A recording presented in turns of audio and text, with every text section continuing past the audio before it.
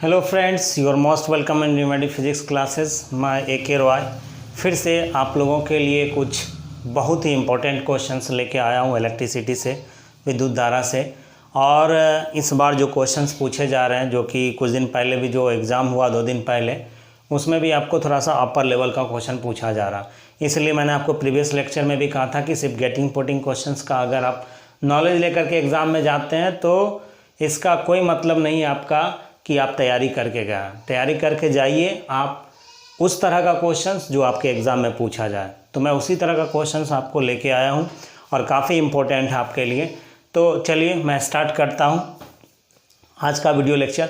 लेकिन lecture start करने से पहले फिर मैं आप लोगों से रिक्वेस्ट करूँगा, प्लीज़ माय डियर स्टूडेंट्स, मेरे चैनल को लाइक कीजिए, सब्सक्राइब कीजिए, ताकि मैं आपके लिए और अच्छे वीडियो बना पाऊँ। ठीक है, तो चलिए अच्छे से हम लोग तैयारी करते हैं अपने एग्ज़ाम की। करा AB तार प्रतिरोध, AB के तार प्रतिरोध होगा। प्रतिरोधक या प्रतिरोध इस तरह से लिखा जाता, प्रतिरोध भी लिखा जाता।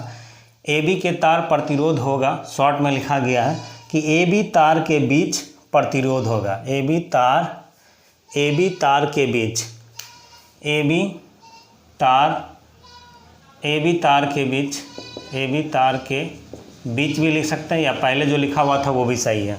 तो इस तरह का आपको एग्जाम में काफ़ी ज़्यादा कॉम्पिटिटिव एग्जाम में क्वेश्चन पूछे जाते हैं कि ए और बी के बीच का रेसिस्टेंस क्या होगा। तो मैं आपको एक बहुत ही बेटर कॉन्सेप्ट बताता हूँ। जब भी आपको रेसिस्टेंस से रिलेटेड क्वेश्चंस रहेंगे, डायग्राम से रिलेटेड, आपको कभी भी मिस्टेक नहीं होगा। आप इस पे ध्यान दें। होता क्या है कि ये जो इस तरह का जो क्वेश्चंस दिया रहता है, ये सीरीज कॉम्बिनेशन और पैरेलल कॉम्बिनेशन पे डिपेंड होता है। किस पे? जिसको कि हम लोग श्रेणी क्रम और समानांतर क्रम बोलते हैं हिंदी में। ठीक है, तो समानांतर क्रम या फिर बोलते हैं उसी को पैरेलल कॉम्बिनेशन बोलते हैं। सीरीज कॉम्बिनेशन मीन्स श्रेणी क्रम। किसको बोलेंगे? तो होता यह है कि मान लेते हैं सपोज दैट इसके बीच में हम यहाँ से, जब भी आपको इस तरह का क्वेश्चन है, यहाँ से इस तरह से सपोज कर लीजिए आप कि यहाँ से हमने क्या किया, इसको सेल से कनेक्ट कर दिया। अगर रेसिस्टेंस है तो सर्किट कंप्लीट करने के लिए इसको सेल से कनेक्ट करना ही पड़ेगा। मैंने कनेक्ट कर दिया। अब यहाँ से एज्यूम करेंगे कि यहाँ से क्या होगा, पॉजिटिव से करंट निकलेगा। किसी भी डायरेक्शन में लगा सकते हैं। तो अब यहाँ पे जैसे आएगा तो करंट को जाने के लिए 3 रास्ता हो जाएगा। इसको मान लेते हैं I1, इसको I2 और I3। मतलब करंट यहाँ पे 3 डायरेक्शन में बट गया। कितने डायरेक्शन में बट गया? 3 डायरेक्शन में बट चुका है। तो सिंपली जब इस तरह का क्वेश्चन है और साफ साफ दिखाई आपको दे रहा कि कितने डायरेक्शन में बट चुका है, 3 डायरेक्शन में, 3 डायरेक्शन में बढ़ चुका है, तो आपको कुछ नहीं करना, बस उसके अकॉर्डिंग काम करना है। तो ये कौन सा करंट का जैसे ही 1 से 2 रास्ते हो जाए या 2 से ज़्यादा रास्ते हो जाए, करंट का जैसे डिवीजन होगा 1 से ज़्यादा रास्ता में, तो उसको हम लोग पैरेलल कॉम्बिनेशन, समानांतर क्रम हम लोग उसको मान के चलते हैं। ठीक है, तो ये आपका किस में हो गया? समानांतर क्रम में हो गया। ठीक है, तो इसको उस तरह सॉल्व करेंगे। यहाँ पे एक बात और ध्यान देने वाली बात है मेरे दोस्त, कि सभी का जब रेसिस्टेंस बराबर हो, यहाँ भी 10 ओम है, यहाँ भी 10 ओम है, यहाँ भी 10 ओम है, तो यहाँ के लिए एक फॉर्मूला होता है। ठीक है, ये फॉर्मूला क्या होता है? सिंपली आप यहाँ के लिए R इक्विवेलेंट के लिए आप एक फॉर्मूला लिख देंगे। R इक्विवेलेंट का मतलब total resistance between A and B, इसी को रिजल्टेंट रेसिस्टेंस भी बोलते हैं। तो R/N, R क्या हो गया? R हो गया यहाँ पे वैल्यू ऑफ ईच रेसिस्टेंस। सबका वैल्यू कितना? 10 10 10 10। तो एक वैल्यू आप यहाँ पे रख दें, कितना? तो R का वैल्यू हो गया 10, और N का मतलब होता है नंबर ऑफ रेसिस्टेंस कितने हैं। तो 1 2 3 रेसिस्टेंस है, 3 से इसको डिवाइड कर दीजिए। तो 10 को 3 से डिवाइड कीजिएगा तो ये 3.33 आएगा ओम। बात समझ में आ रही है? तो यहाँ से आपका इस क्वेश्चन का सॉल्यूशन आपको क्या निकल गया? 3.33 ओम होगा। मतलब A और B जो A और B के बीच में जो भी रेसिस्टेंस है, सब का रिजल्टेंट कितना होगा, परिमाण कितना होगा? तो 3.33 ओम होगा, जो कि ऑप्शन आपको सी में दिया हुआ। ठीक है, तो जब भी आपको इस तरह के क्वेश्चन देंगे, जो कॉन्सेप्ट मैंने आपको बताया उसके अकॉर्डिंग बनाइए, एकदम इजीली वे में बनेगा। चलिए हम लोग नेक्स्ट क्वेश्चन की ओर चलते हैं।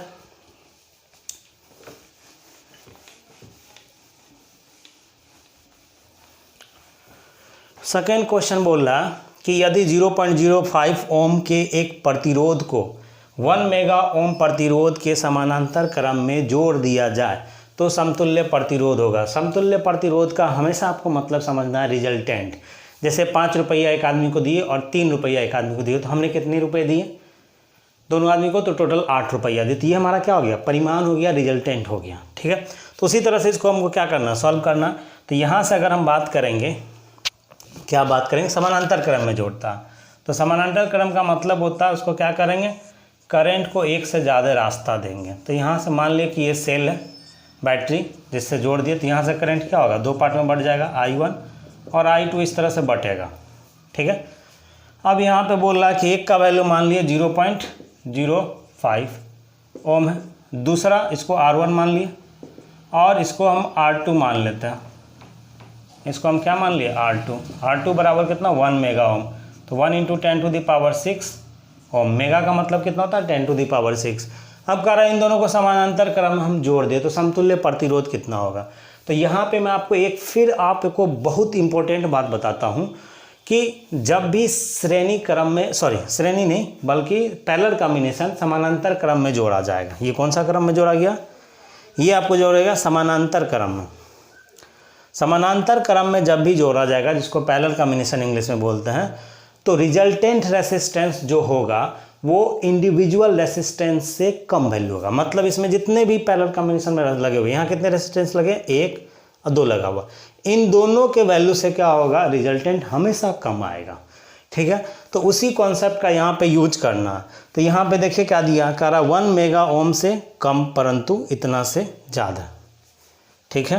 तो इन दोनों का जो भी रेसिस्टेंस, सबसे जो पैरेलल कॉम्बिनेशन में जो सबसे कम वैल्यू होगा, उससे भी कम वैल्यू होगा किसका, रिजल्टेंट का होगा, ठीक है। तो यहाँ पे सबसे कम कितना, 0.05 ओम है, तो इससे भी क्या होना चाहिए, कम वैल्यू आएगा। तो यहाँ पे अगर हम लोग बात करें, ये वाला होगा नहीं, सेकंड में करा 0.05 ओम से कम होगा, एकदम सही है। मतलब सबसे कम जो लगा हुआ होगा टोटल में, उससे भी क्या होगा, रिजल्टेंट हमेशा कम होगा जब समानांतर क्रम में हम जोड़ेंगे, ठीक है। तो ये आपका क्या होगा, बी नंबर क्या हो गया, इसका आंसर हो गया।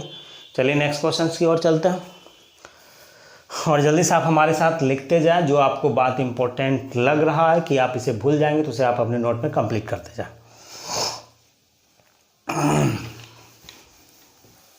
देखिए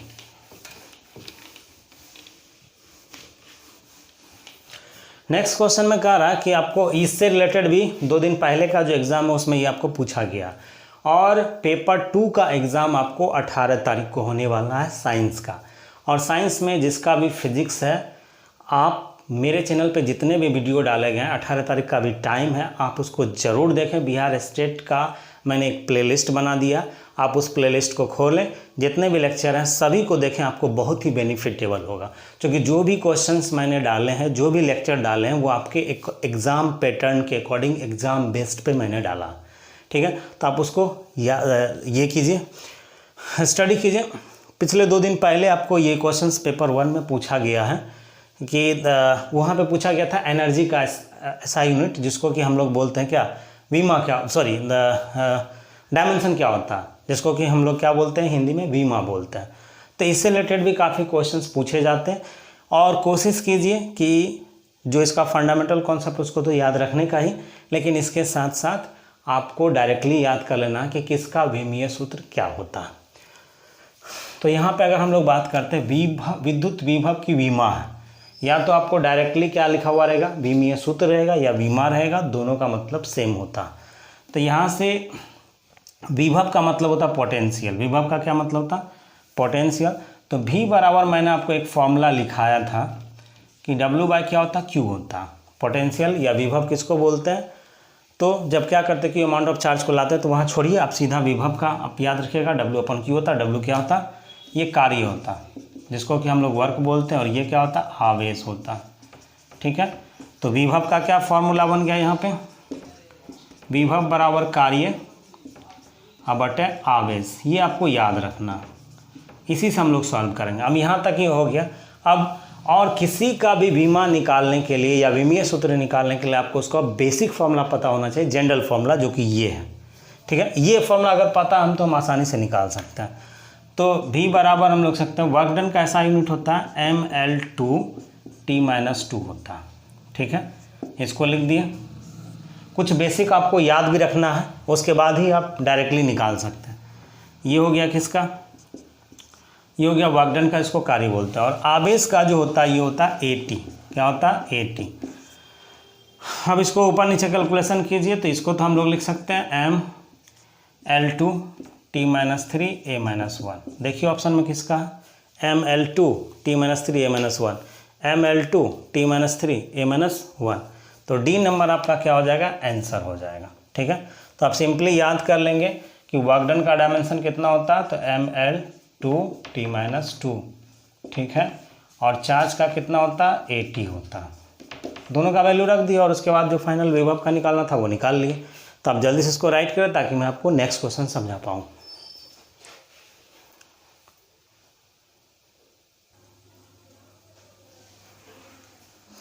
तो माय डियर स्टूडेंट्स, देखते हैं हम लोग नेक्स्ट क्वेश्चंस, और काफ़ी बहुत ही ज़्यादा इम्पोर्टेंट क्वेश्चन है, महत्वपूर्ण क्वेश्चन है। ठीक है, तो कह रहा मैग्नीन का विशिष्ट प्रतिरोध 50 × 10⁸ ओम मीटर है। ठीक है, 50 सेंटीमीटर लंबाई के मैग्नीन के एक घन का प्रतिरोध होगा। मैग्नीन आप यहाँ पे समझ में आ रहा होगा कि एल्युमिनियम सुने हैं, लोहा सुने, कॉपर सुने, ये मैग्नीन क्या होता है। तो मैग्नीन क्या है, एक एलॉय है। ठीक है, कौन सा, एक एलॉय है जिसमें कि क्या होता है कि एक से ज़्यादा मेटल का मिक्सअप होता है। इसमें आपको कॉपर होता है, ठीक है, और उसके बाद जिंक कॉपर होता है, और 2-3 मेटल का ये क्या होता है, मिक्सअप होता है। तो इसके बारे में हमको नहीं जाना, सीधा समझना कि ये हमारा क्या है, एक मटेरियल है। ठीक है, लेकिन आपको एक कॉन्सेप्ट के लिए मैंने बता दिया कि ये क्या है, एक एलॉय है। इसका विशिष्ट प्रतिरोध मतलब रेसिस्टिविटी जिसको कि हिंदी में बोलते हैं, ये दिया हुआ इतना ओम है। कह रहा है कि 50 सेंटीमीटर लंबाई के मैग्नीन के एक घन का प्रतिरोध होगा। 50 सेंटीमीटर लंबाई के मैग्नीन के एक घन, मतलब ये कि क्वेश्चंस आप समझ चुके होंगे। क्वेश्चंस को मैं ऊपर इरेज कर रहा हूँ, लेकिन इरेज करने से पहले मैं डाटा लिख लेता हूँ। यहाँ पे 4 का अगर सॉल्यूशन देखें हम लोग, 4 नंबर का सॉल्यूशन, तो आपको गिवन में क्या सब दिया हुआ, यानी कि दिया हुआ प्रश्न के अकॉर्डिंग दिया हुआ रेसिस्टिविटी का वैल्यू रो बराबर कितना दिया, 50 × 10⁻⁻8 दे दिया। विशिष्ट प्रतिरोध आपको दिया हुआ। ठीक है, इसके बाद एल का वैल्यू आपको दे दिया, एल का वैल्यू दिया हुआ कितना, 50 सेंटीमीटर आपको दे दिया। आपको निकालना क्या, तो निकालने के लिए बोल रहा है आपको आर का वैल्यू क्या होगा, ये निकालने के लिए। तो कैसे इसको निकालेंगे, इस चीज़ को देखिए ध्यान देंगे इसको। मैं ऊपर से क्वेश्चन इरेज कर रहा हूँ चूँकि मैं बनाऊंगा कहाँ, और भी क्वेश्चंस आपको लिखे हुए हैं।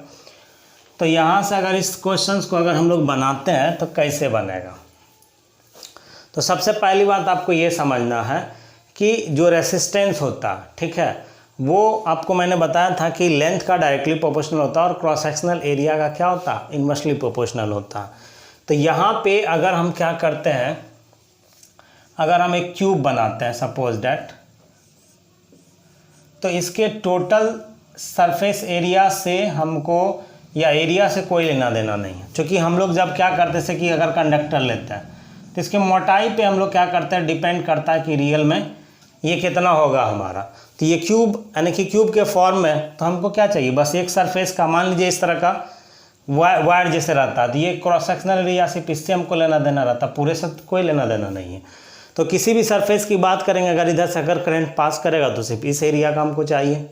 ठीक है, तो एरिया, अब ऐसा नहीं कि बहुत बार ऐसा इस क्वेश्चंस में ये आ जाता कि अच्छा 6 × a² कर दिए, पूरे सरफेस एरिया ले लिए। तो ऐसा नहीं करना, सिर्फ हमको क्या करना, एक एरिया को लेना, क्योंकि इसी से होकर के क्या होगा, करंट हमारा पास करेगा।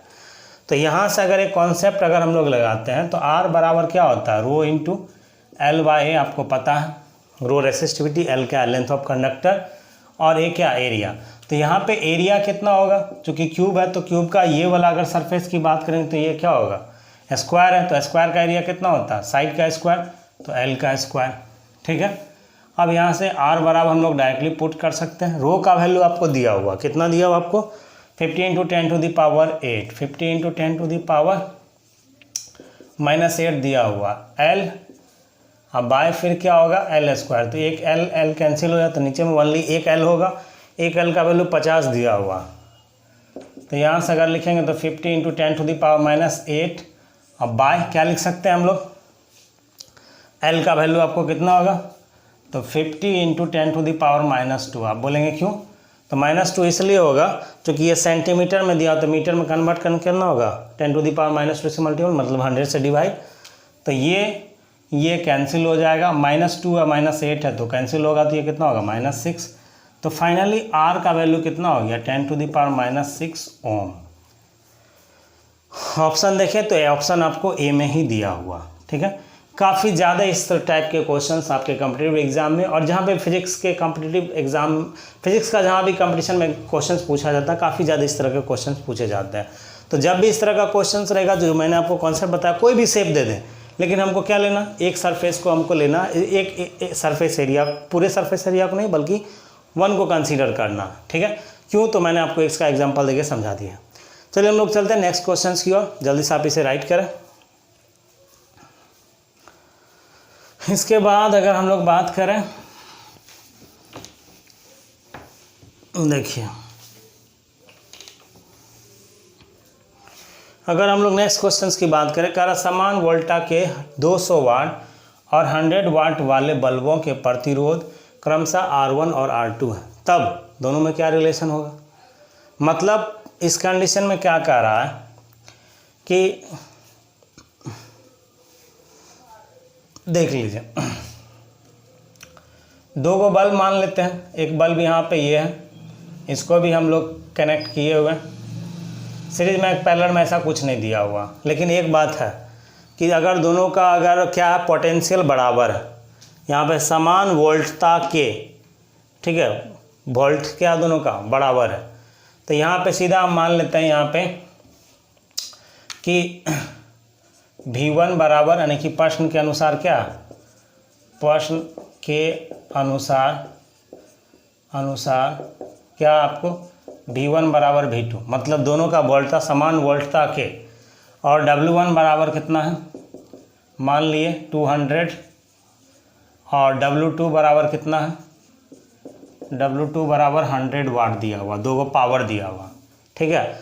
तो बल्बों के प्रतिरोध क्रमशः R1 और R2 है, तब क्या रिलेशन होगा।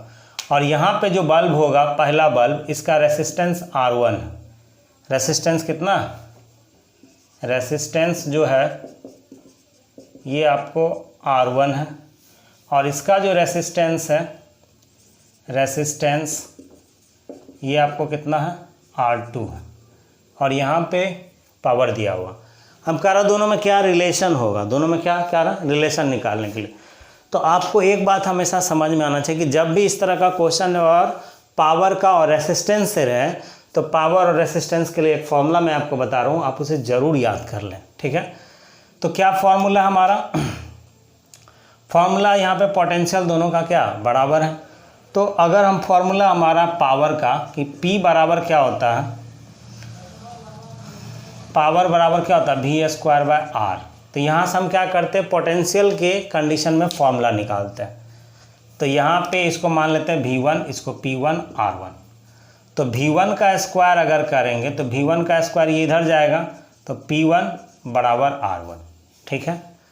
और इसके बाद अगर हम बात करेंगे, इसको V1 के फॉर्म में कन्वर्ट कर ले, तो V1 बराबर कितना होगा √P1 और R1। फिर इसी तरह से हम V2 निकालेंगे, तो V2 बराबर कितना हो जाएगा √P2 और R2 हो जाएगा।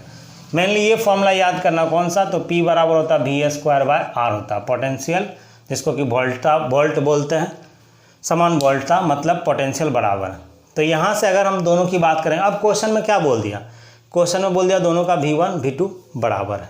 तो V1 और V2 अगर हम बराबर करेंगे प्रश्न के अनुसार, यहाँ पे जो मैंने आपको लिखा था, तो दोनों को बराबर कीजिएगा तो क्या होगा P1 R1, रूट है तो दोनों टाइप से रूट का बराबर होगा, तो रूट क्या होगा कैंसिल, तो सिंपली हम लोग देते हैं P1 R1 बराबर P2 और R2 लिख सकते हैं। अब दोनों का वैल्यू पुट कर दीजिए, तो P1 का वैल्यू कितना है, P1 नहीं लिखा, सॉरी, यहाँ पे हमने पावर को किससे इंडिकेट करते हैं, तो पावर को इंडिकेट करते हैं P से, P1, यहाँ थोड़ा सा गलती लिख दिया था, P2 हो जाता। तो P1 का वैल्यू आपको 200 R1, P2 का वैल्यू कितना 100 और R2। अब यहाँ से ध्यान से देखिए, 100 यानी कि 2 0 क्या होगा कैंसिल, ये तो 2R1 बराबर R2। अब यहाँ पे ध्यान से देखें कौन सा ऑप्शन आपका 2R1, 2R1 है ना, 2R1। उल्टा इसी को अगर हम लोग लिखना चाहें तो ऐसा भी लिख सकते हैं, R2 बराबर, ये अपनी की मर्जी है, 2R1। तो R2 बराबर 2R1, ऑप्शन नंबर आपका बी होगा। तो यहाँ पे मेन फॉर्मूला आपको याद रखना कि पावर का क्या फॉर्मूला होता, P = V²/R होता। जहाँ भी रेसिस्टेंस और पावर से रिलेटेड क्वेश्चन हो आप दिमाग इस फॉर्मूला पे ज़्यादा लगाइएगा। वैसे पावर का फॉर्मूला P = VI भी होता है, ठीक है। इस तरह से 4-5 फॉर्मूला होता है, लेकिन इस केस में हमको कौन सा अप्लाई करना, P = V² अप्लाई करना, ठीक है। चलिए नेक्स्ट क्वेश्चन की ओर चलते हैं। लिख चुके होंगे आप, और अगर आप कंटिन्यू हमारे साथ स्टडी करते हैं तो मैंने आपको पहले भी कहा था फिजिक्स के बहुत सारे क्वेश्चंस कैसे सॉल्व करने नहीं करने आपको सारा कॉन्सेप्ट क्लियर होगा, ठीक है।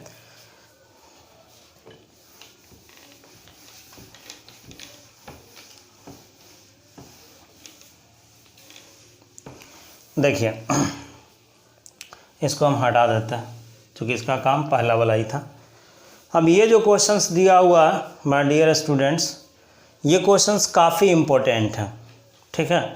आपके एग्ज़ाम के लिए चाहे तो इसमें VIP इसको बना दें, वेरी इंपॉर्टेंट बना दीजिए, ठीक है।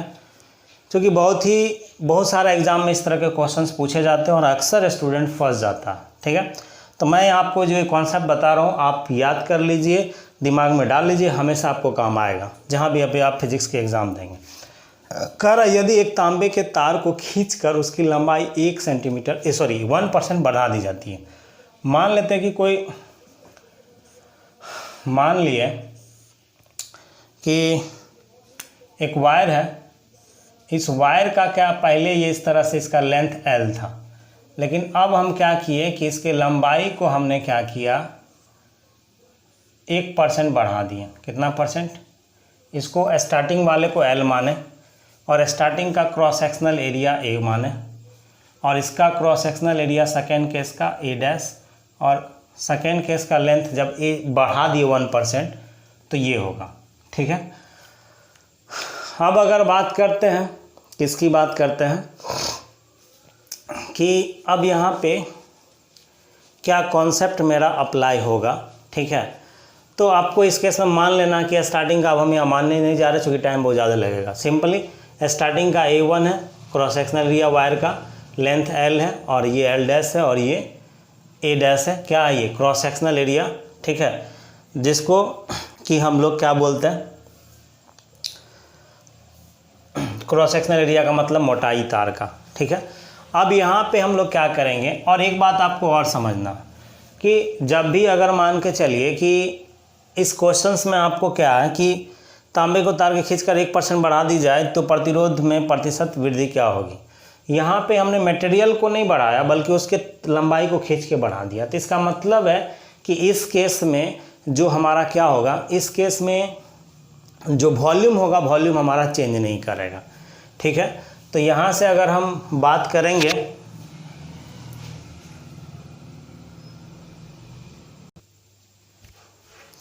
देखिए, तो यहाँ पे आपको हमेशा सोचना ये है कि L इनिशियल क्या है, प्रारंभिक, इसका एरिया कितना क्रॉस सेक्शनल, मोटाई कितना A है और लेंथ कितना L है। अब L' में कितना होगा, तो क्रॉस सेक्शनल जब लंबाई बढ़ाएंगे तो क्रॉस सेक्शनल एरिया का चुका हो, कम हो चुका हो, क्या होगा नहीं होगा उसको हम लोग देखते हैं। तो सबसे पहले हम लोग L' निकालेंगे। L' अगर निकालते तो L' बराबर कितना होगा, L 1% बढ़ा है किसका, तो प्रीवियस लेंथ का ही। कितना परसेंट बढ़ा, 0.1%। परसेंट को अगर सिंपली अगर कैलकुलेट का परसेंटेज हटाएंगे तो 100 किसका, तो L का। अब इसको अगर कैलकुलेट कीजिएगा तो ये कितना होगा, ये हो जाएगा आपको 100L प्लस 0.1 L। अब बाय फिर कितना होगा 100, इसको कैलकुलेट कीजिए तो कैलकुलेट कीजिएगा तो ये कितना होगा, L तो रहेगा ही, कॉमन निकल जाएगा और ये कितना होगा, ये हो जाएगा 100.L 101.L अब बाय 100। फिर 100 से डिवाइड कीजिएगा तो ये क्या होगा, पॉइंट और इधर खिसक जाएगा तो ये कितना होगा 1.001। तो L' का वैल्यू कितना आ जाएगा एल डैश का वैल्यू आ जाएगा एल इंटू 1.001, ठीक है। इसके बाद फिर हमको क्या करना है, ए डैश का वैल्यू निकालना है। तो ए डैश का वैल्यू अगर निकालेंगे तो ए डैश का वैल्यू कैसे निकालेंगे, तो वॉल्यूम जो होगा हमारा चेंज नहीं होगा, वॉल्यूम हमारा सेम है, ठीक है। सिर्फ उसी को मैंने खींच के बढ़ाया। तो यहाँ से हम लोग बात कर सकते हैं कि वॉल्यूम क्या होगा, उसका सेम होगा। तो वॉल्यूम सेम होगा तो इसको हम लोग क्या लिख सकते हैं, वॉल्यूम बराबर क्या होता है, वॉल्यूम का मतलब जो उसका कितना एरिया होगा, ठीक है। तो वॉल्यूम हमारा कितना होगा, तो यहाँ पे लिख सकते हैं वॉल्यूम सेम है, वॉल्यूम हमारा क्या है, समान है, ठीक है। वॉल्यूम का क्या मतलब होता है, आयतन क्या है, समान। तो इस समान कैसे होगा, तो एल इंटू एल होता है ना, एल का क्यू। तो एक एरिया का क्या होगा, एल इंटू एल। तो यहाँ से अगर बात करेंगे तो ए एल, ठीक है, बराबर ए डैश और एल डैश। हमको क्या चाहिए, ए डैश चाहिए। तो ए डैश बराबर क्या लिख सकते हैं, A L by L dash. A dash में हमको क्या हो जाएगा, ए डैश बराबर ए एल, क्योंकि ये इधर क्या होगा, डिवाइड हो जाएगा। इसको आप कैलकुलेट कीजिए। तो अगर हम लोग क्या करते हैं, इसको कैलकुलेट करेंगे तो क्या होगा, तो यहाँ से ए एल तो रहेगा ही, ए डैश बराबर, और इसका वैल्यू आप पुट कर दें तो अभी ए और एल बाय एल डैश कितना, एल इंटू 0.1, एल इंटू 1.001, किसका वैल्यू, एल डैश का रखे। तो ये एल क्या होगा, कैंसिल आउट। तो फाइनली ए डैश बराबर कितना होगा, ए बाय 1.001, ठीक है। अब कुछ नहीं करना, अब सिंपली यहाँ से आप इसको जल्दी से राइट करें ताकि मैं फिर से आगे लिख सकूँ। तो यहाँ से अगर बात करेंगे हम लोग, तो क्वेश्चंस को मैं इरेज कर रहा हूँ। क्वेश्चंस तो आप लिख चुके होंगे और समझ चुके होंगे, क्वेश्चंस को मैंने हटाया। तो अब यहाँ से सिंपली हम लोग क्या कर सकते हैं, फॉर्मूला आर इक्वल क्या होता है, रो इंटू एल बाय ए। तो यहाँ से आर का रिलेशन जो होगा कैसा होगा, लेंथ के साथ में सीधा और क्रॉस सेक्शनल एरिया के साथ में उल्टा। तो इसलिए हम लोग क्या लिख सकते हैं, आर डैश, जिसको निकालने का रहता है हमेशा उसको क्या लिखते हो, ऊपर लिखते हैं, ठीक है। आर डैश बाय आर बराबर क्या होगा, एल डैश बाय एल, सीधा सीधा, और क्रॉस सेक्शनल एरिया क्या होगा, उल्टा हो जाएगा। तो यहाँ कितना होगा, ए बाय ए डैश हो जाएगा। अब सबका वैल्यू पुट कीजिए।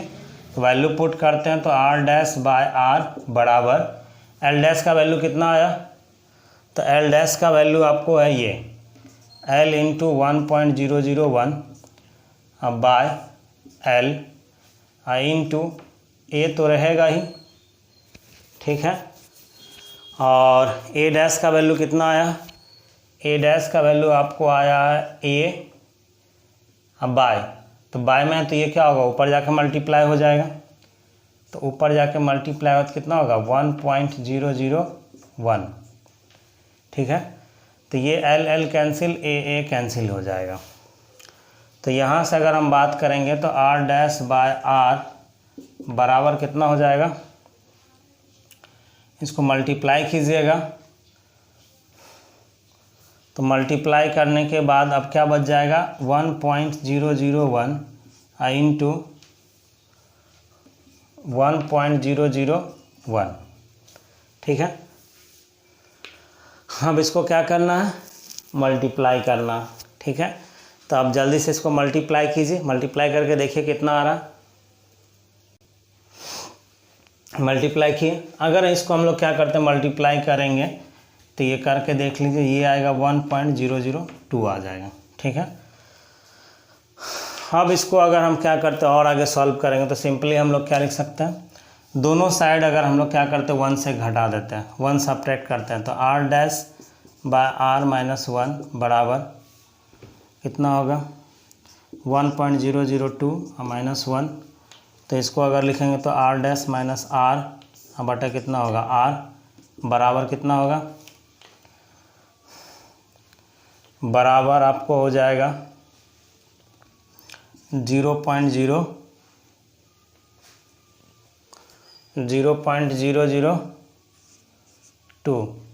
1 अगर घटाते हैं तो क्या होगा 0.002। अब इसको क्या करेंगे परसेंटेज में, तो यहाँ से आपको पता है कि r dash minus R by R, जब किसी चीज़ को जो फाइनल हमको घटाना है तो उसको क्या किए r डैश में से इनिशियल को घटाए, फिर रिस्पेक्ट में वही है, और तो इसका वैल्यू इतना है। अगर हम इसको क्या करते हैं 100 से मल्टीप्लाई कर देते, ये किस में कन्वर्ट हो जाएगा परसेंटेज में, बोल रहा था परसेंटेज में निकालने के लिए, तो 100 से इसको गुना करें तो कितना होगा 2 पॉइंट इधर खिसक जाएगा, तो कितना होगा 0.2%। ठीक है, तो ऑप्शन आपका क्या हो जाएगा ए हो जाएगा। ठीक है, तो इस तरह का जब भी क्वेश्चन रहेगा आप बनाइए, और काफ़ी ज़्यादा एग्जाम में इसको पूछे जाता है। ठीक है, तो माय डियर स्टूडेंट्स आज का वीडियो आपको कैसा लगा, ठीक है, आप हमें कमेंट करके हमेशा बताएं। अगर आपको कहीं प्रॉब्लम होता है, कुछ होता है, तो आप हमें कमेंट करके ज़रूर बताएं कि सर मुझे इस टॉपिक को और क्लियरेंस चाहिए, तो मैं और अच्छे लेक्चर्स आपके लिए तैयार करूंगा। जाते जाते मैं फिर से कहूँगा मेरे दोस्त, मेरे भाई, please like subscribe my channel Remedy Physics. Thank you for watching.